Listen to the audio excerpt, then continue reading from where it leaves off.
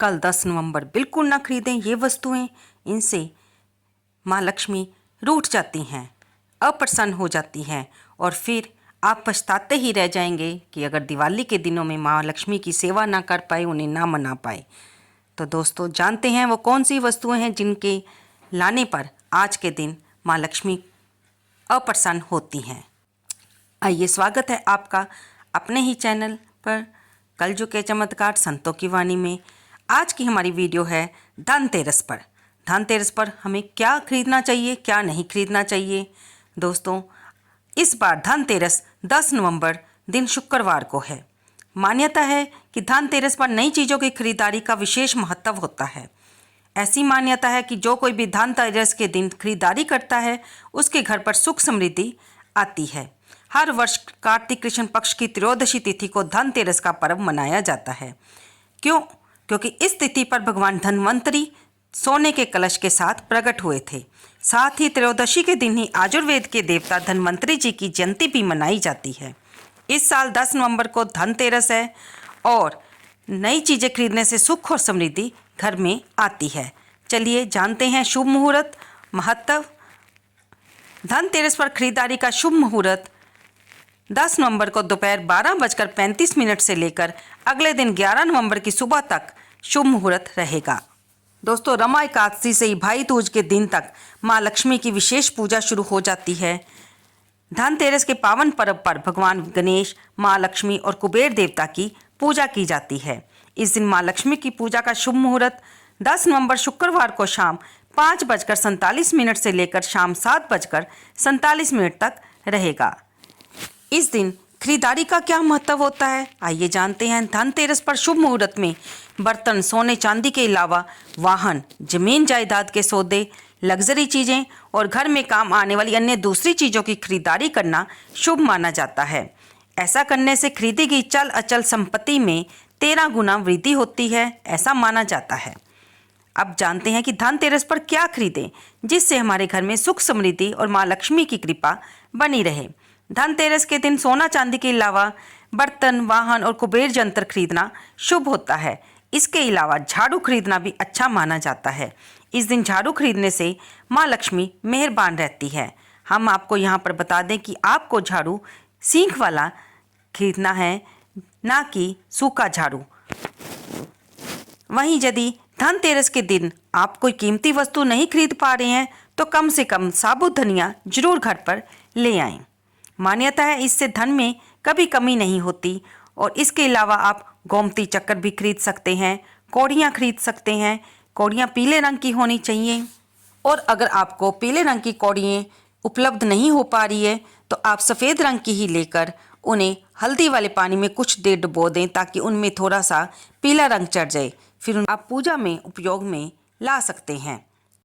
इस दिन आप हल्दी की गांठें भी ला सकते हैं और उन्हें भगवान विष्णु के चरणों में चढ़ाकर, माँ लक्ष्मी को चढ़ाकर आप भगवान विष्णु और माँ लक्ष्मी दोनों की कृपा प्राप्त कर सकते हैं।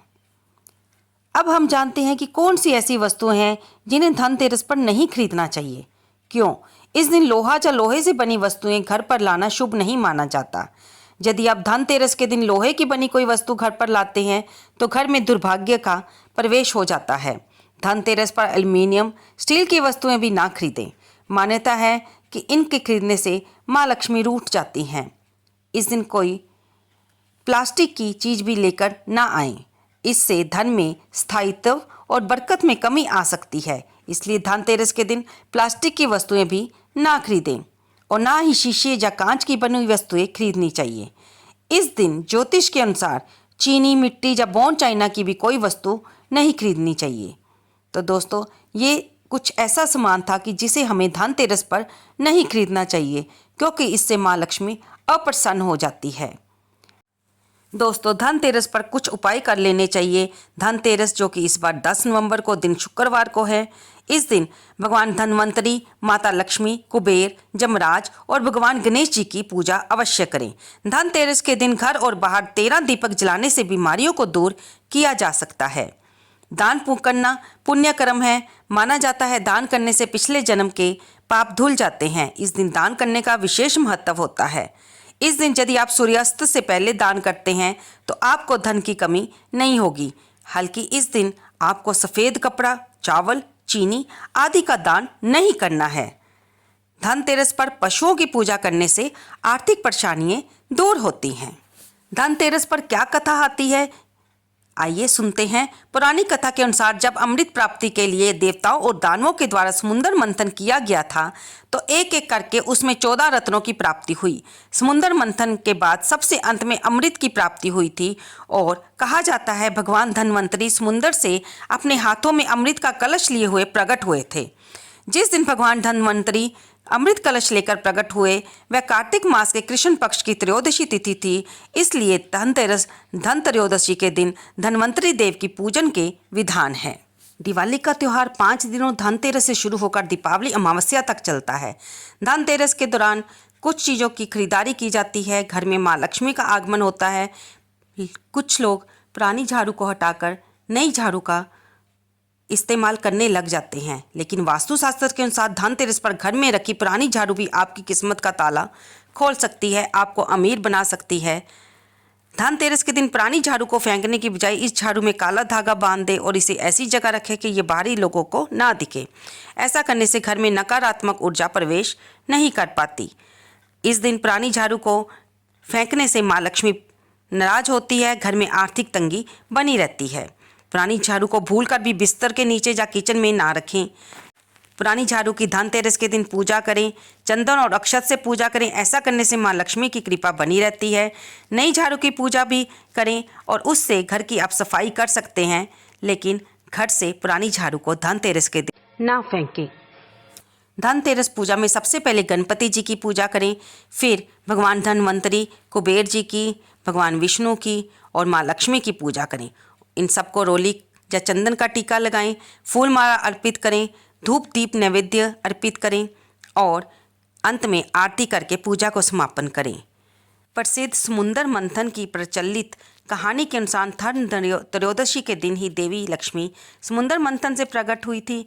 यही कारण है कि हर साल त्रयोदशी तिथि पर देवी लक्ष्मी की पूजा की जाती है। दोस्तों, कहीं आप सोचने लग जाएं कि धन्वंतरी भगवान की तो हमारे पास फ़ोटो नहीं है, हम कैसे उनका पूजन करें।